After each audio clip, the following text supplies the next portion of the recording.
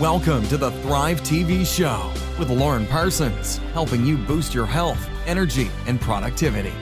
Kia ora koutou. Hi there and welcome to another episode of the Thrive TV Show. I'm Lauren Parsons, your host, and today I'm so thrilled to be joined by Minnie Baragwanath, who is tuning in from Wanganui, but is originally from my hometown of Palmerston North. So welcome, Minnie. Thank you. Wonderful to be here. Such a joy. I met Minnie a few weeks ago, heard her speak. First of all, I watched her amazing TED Talk, and she just got such an incredible story. And, I'm getting excited with the inspiration that's coming because we are talking about a world of possibility. So we're going to chat about what is the possibility worldview, why is with such an important concept in today's world, and she'll explain what that means, and also why design is critical for an accessible future. So I'm really excited. But before we get into that, Minnie, can I just ask you my this and that questions? Of course. So tell me, spots or stripes? I think stripes. Stripes. Okay. And cake or chocolate? Oh.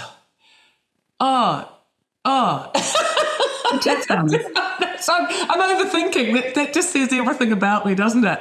I was going to say cake, but it depends on the cake. Yeah, okay. All right, fair enough. Okay, carrot cake or lemon cake? How about that? Oh, lemon cake in that case. How about beachfront or mountaintop? I love both for different reasons. Nice. And I know you're all about possibilities. So you see possibility in everything, don't you? Okay, let me try to ask you one more. And that is, would you rather be able to play 10 musical instruments beautifully or speak 10 languages fluently? Oh, these are such impossible choices.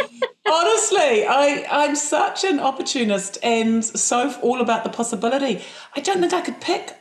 I don't know that I could pick over either. I'm so curious. I'm so curious. I love the thought of 10 instruments because, goodness, those are languages. And then when I think of languages, well, they're obviously languages. So it's all about communication and connectivity. All right, we'll let you have both. We'll be generous today. We'll let you have both. I'm greedy. I'm innately greedy. I do apologise.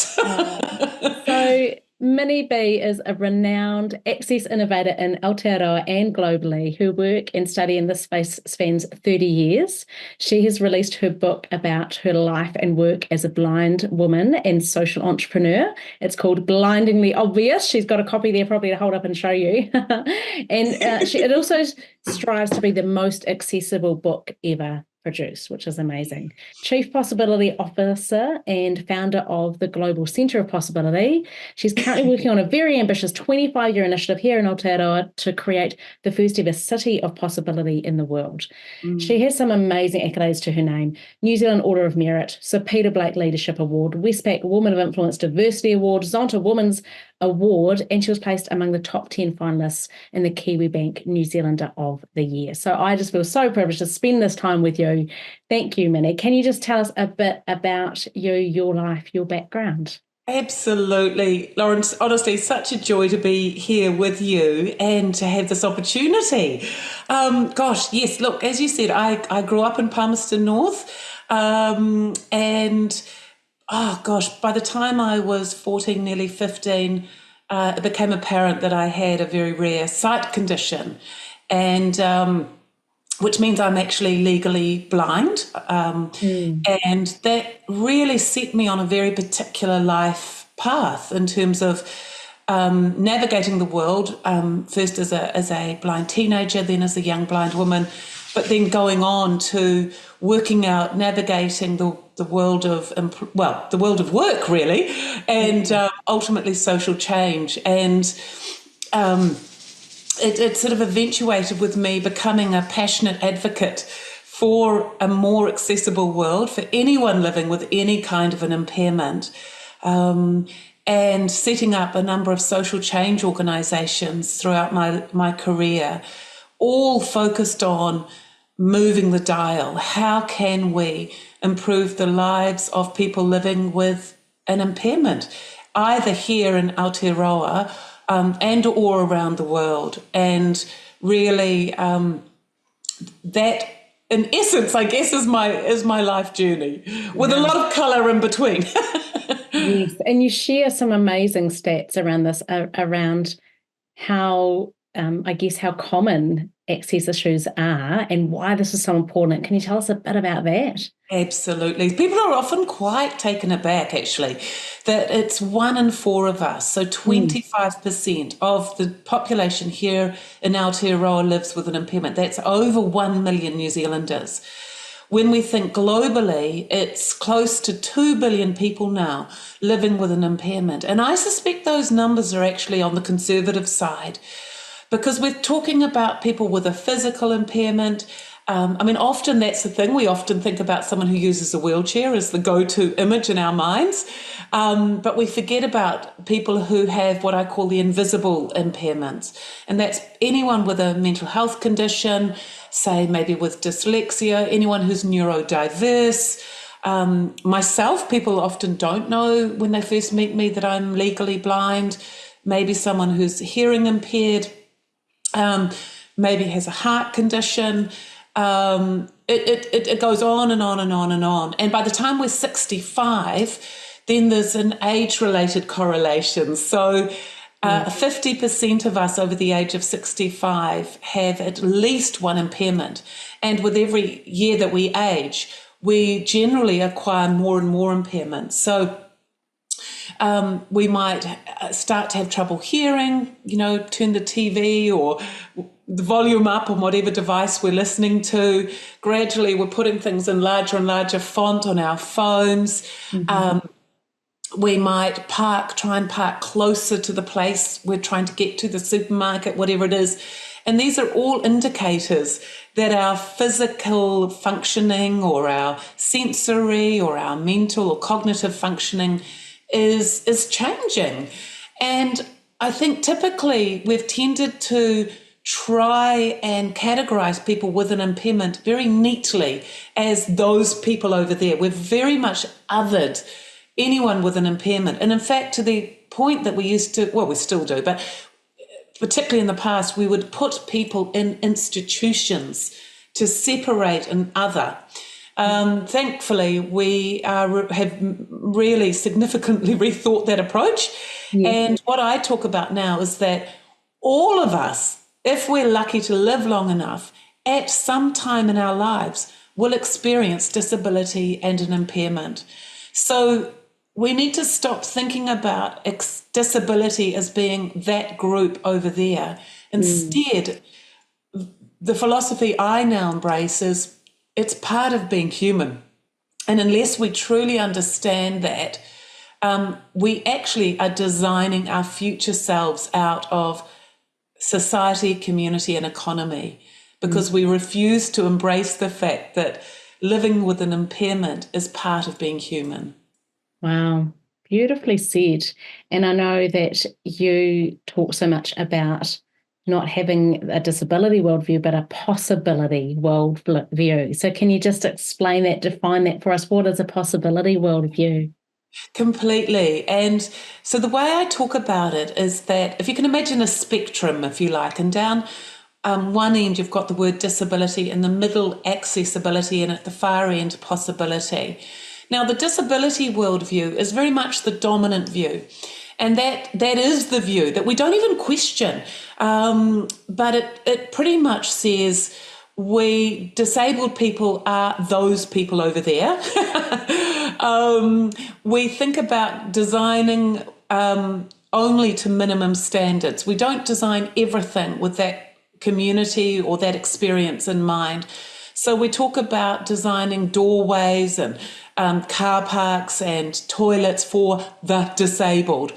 It's often a very deficit, it's a deficit worldview. It's a charity mindset. It's often about designing to and for, and it can be very paternalistic and at times very patronizing. And it is about the human rights. You do talk about human rights in that worldview. So look, it's a massive improvement from where we were probably 20 or 30 years ago. So it's still a powerful worldview. But if that's the only worldview we have, we will never truly create true equity in the world. The accessibility worldview is starting to move us down the down the spectrum, along the dial. And that's where we start to talk about all of us having an impairment. We start to talk about investment instead of cost. It's a much more generative, imaginative worldview, but it's still very much the world today. Now, the possibility worldview for me is utterly transformative. And this view, if you like, was an idea that came to me at a point when I was at a real crossroads in my life. I was running a social change organisation called Be Accessible.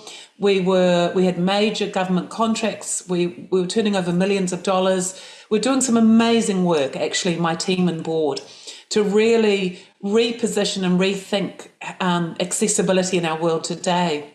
And in the middle of that, I was diagnosed with breast cancer and spent about 12 months out of work. But I used that time as a bit of a sabbatical, if you like.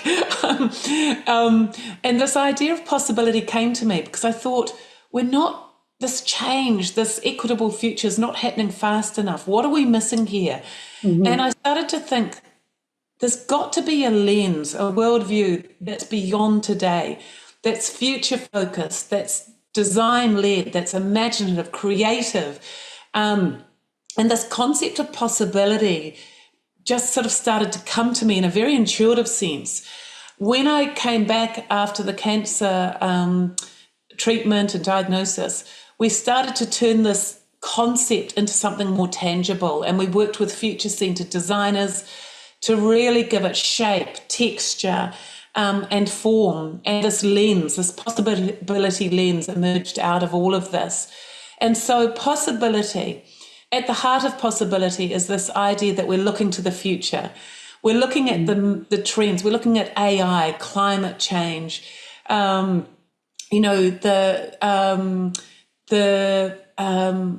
the changing world, the VUCA world, volatile, uncertain, complex, ambiguous world that we now all live in, and thinking what opportunities exist today.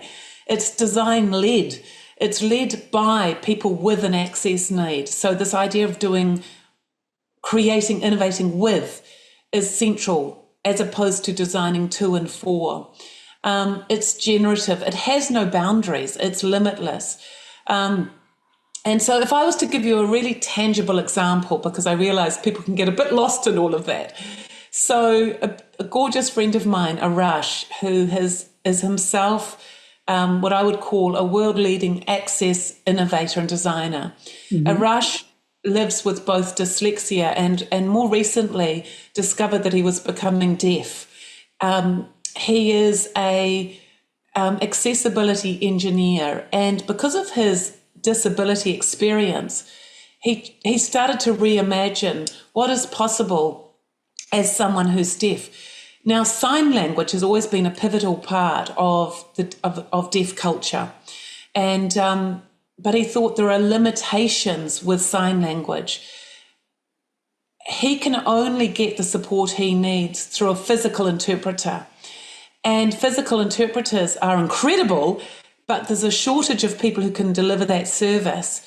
And it's not very transferable in today's world, if you like. So he reimagined, he thought, what if I combine the need to have greater access as a deaf person with AI? And he went on to create the first ever sign language avatar. That is possibility innovation. Amazing. If we were operating down in disability, we would just try and replicate more sign language interpreters. What he's done is completely reimagine. By doing that, he is absolutely liberating the lives of deaf people, not just here, but around the world. Amazing. Sorry, it's not a very short answer, but it's it just reminds me of an amazing story that you shared when you spoke about for yourself growing up and studying. Before there were, the AI that we have today is amazing. Even the technology we had 10 years ago is amazing. Back when you were studying, you shared about your mum having to actually read your books out loud. Can you just share a bit about that story? Because that was... and this is probably why I'm so passionate about possibility, is because myself and thousands, millions of other people have done the hard yards. And the reasons we've done the hard yards is the world has not been designed with us in mind. And you're so right. A perfect example of this was when I was very fortunate to be able to go and study at university. Well, actually, the reason it came about is I was struggling to access a good education once I reached the age of 16 through high school. My schooling wasn't accessible to me, but I had and still have a very inquiring, inquisitive mind. I moved down to Victoria University. When I got down there, I realised very quickly that although I was lucky to be at university, I couldn't read my books. Yes. It's that simple. My sight condition means I cannot pick up a book and read it. And this was in the mid-'80s, late 80s. And so there wasn't a plethora of audiobooks. There wasn't the technology that we have today. And so my darling mum, actually at night, she was a single mum raising us on her own, and she would actually narrate my textbooks that I needed, the novels that I needed onto audio cassette and send them down to me at university so I could study not on an equal footing, but a more equal footing than my sighted and able-bodied peers. Without mum and that intervention, I couldn't have studied. Yeah. Not because I wasn't able, but the world was not designed with me in mind. And so when you think about the role now of technology combined with a possibility mindset, it actually is limitless. But that was not my experience growing up. Such a powerful story. And I mean, hats off to, to your mum. That's amazing. Yeah. The time that she must have taken. Oh. That's what we do for our kids though, isn't it? So Exactly. Exactly, So tell us more about this word with. You talk about with as being such an important concept in today's world. What does that mean? So this word is very precious to me, and actually how it came about was during COVID. And actually, if you are interested in knowing more about my story, my book, it actually starts right smack bang in 2020 in the middle of lockdown in Auckland, where I was living alone. And COVID absolutely brought me to my knees. I mean, it brought the country, the world to its knees. I know that. But as a blind woman living alone, it was devastating. And I could no longer manage to get food by myself. I couldn't rely on online shopping. The online shopping had not been designed with a blind person in mind. I couldn't access the information I needed off the Ministry of Health website. It had not been designed to be accessible to the blind community. And I realised how much I depended on either face-to-face interaction or being able to pick up a phone and talk to someone in my day-to-day life to get by. Yeah. And so all of this culminated actually in me having a heart attack, and which was deeply confronting. It's a very rare type of heart condition I have that mostly affects women. And as I was recovering from this and facing the fact that I now have a condition that could reoccur at literally any moment in my life, any one of my arteries could tear, because it's a condition called spontaneous coronary arterial dissection. I realised that I'd had this yearning to write for a very long time, and I could no longer postpone that. And so while I was thinking about how I would write, this word with kept appearing in my psyche. And I decided to Google it, as you do. And the more I researched, I found that the word with actually has its origins in Middle German. And it's linked to the concept of midwifery and the concept of safe childbirth. I thought, God, that's so fascinating. And as a social entrepreneur, a social innovator, my whole world is about birthing an accessible future. I've not, for many reasons, been able to have children. But my children, if you like, are my work. And so this deeply resonated with me as a blind woman in her, at this point, I just turned 50.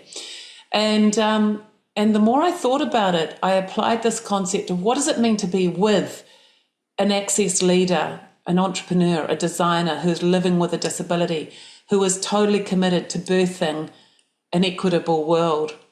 And so when I married up this idea of possibility and this idea of width, I sort of knew by the time I finished writing my book, I realized that the only way we will ever create a world where the 25% of us who currently live with an impairment can live on an equal footing is once we as society understand how to be with our access leaders, designers, innovators through a possibility worldview.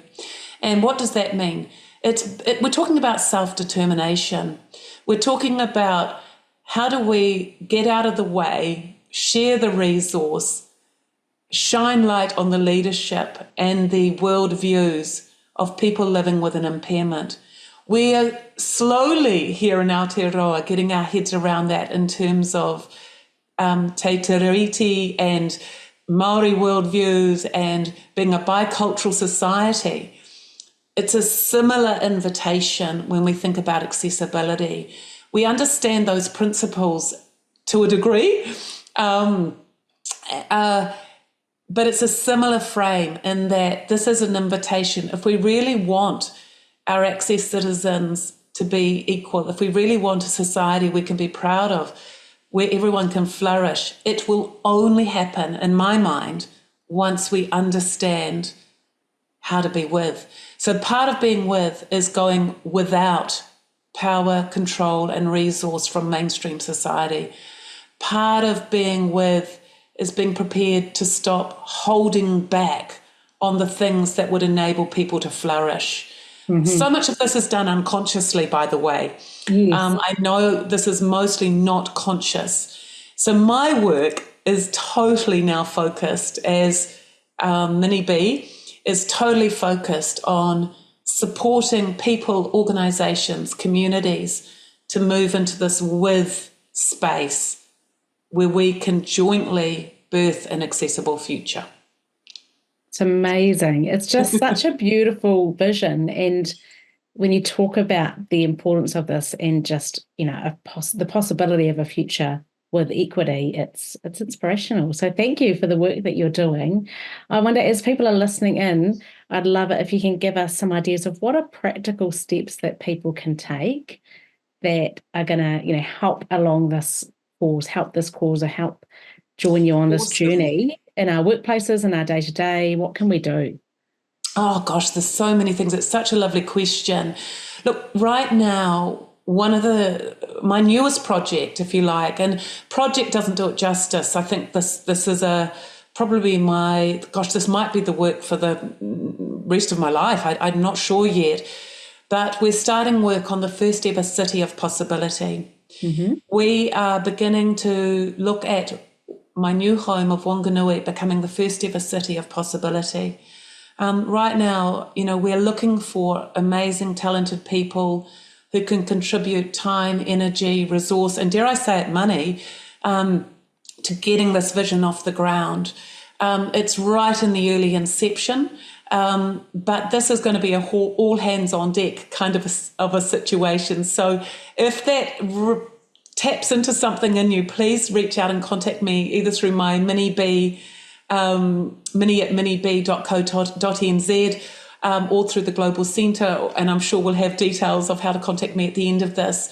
But if you're just thinking in terms of your day-to-day life, again, I'd recommend, can you get hold of my book, read it. The reason I wrote my book was not just to write about me, but it was to help give people who are interested in equity and fairness an in-depth journey and almost a guidebook on how to be with, why it's important, why it matters. So it's kind of it's a memoir. It's a textbook disguised as a memoir. Love it. Or a guidebook. There's that. But also, if you're in philanthropy, if you're in the giving space, do you have a stream or a strand dedicated to possibility or accessibility, innovation and R&D? Are you pushing the boundaries of what's possible? when did you last look at the diversity policy in your organisation? If access is in there, I would put money on the fact it is the single last item in probably 10 population groups. Mm-hmm. It always sits at the end. Why? Why do we put people with access needs at the end? Because we never get to it. We never get to accessibility. So my challenge would be flip it. Be bold, be courageous, put accessibility on top. Because people with access needs cut across every other population group. It cuts across gender, ethnicity, every other diversity factor cuts across accessibility. If you've got an access lens, you're cutting across everybody and including everybody. So there's something about upskilling and really inviting yourselves to think, am I doing to, for, or am I in with right now? Am I in a disability worldview? Am I thinking in terms of minimum standards and a charity mindset? No, I'm not saying there's anything wrong with charity. That's a different thing. But a charity mindset, I think, is problematic. Or am I thinking in terms of empowerment and supporting people with disability to lead the conversation? Wow. Gosh, I could go on and on. Yeah. So sorry. No, is that helpful, Lauren? Does that? It is. It really is. I think the key thing that you bring to this conversation is shifting mindsets, shifting paradigms, which is just beautiful and fantastic, really, to shift away, because I think often we don't know what we don't know. Totally. It's not that we're trying to be unaware, but often we're just unaware. And so totally agree. Looking and connect with me on LinkedIn. Yeah. Feel free to connect on LinkedIn and with Minnie on Instagram too, to keep connected so we can learn together. I'm wanting to create a learning community, and I will be offering actually with training and development, possibility training and development, because the only way we can do this is by learning together. That's brilliant, yes. And if anyone's just listening into the audio version, if you haven't actually connected in to watch the video version, I encourage you to head to thrivetvshow.com, and on anywhere where you're listening, and you'll be able to see all the links below to link through and connect with Minnie. I encourage you to do that. So, Minnie, time just races by, but I would love to just close by inviting you to share, if there was one final thought for our listeners today, what would that be? Oh, gosh. I think probably the fact is all of us at some time in our lives will be impacted by disability. If we live long enough, living with an impairment is part of being human. Why wouldn't we create a future where we can all thrive at whatever stage of life we're at? Possibility and with ensures an accessible future where we can all flourish. That's, I think, what I'd love to leave everyone with today. Amen to that. And that's, again, what the Thrive TV show is all about, helping you thrive, helping you flourish and be at your best. So thank you so much for sharing. I know just snippets of your story. I highly encourage people to grab a copy of your book so that they can hear the whole story and just let this sink in and help to shift our paradigm. So thank you so much for your time today, Minnie. Thank you, Lauren. It's been an absolute privilege and a joy. Yeah, it is a joy. So thanks for listening in. That's another episode of the Thrive TV show. Go out and thrive. Thank you for listening to the Thrive TV show with Lauren Parsons. Visit thrivetvshow.com to access the show notes and discover our fantastic bonus content. And be sure to subscribe so you don't miss the next inspiring episode.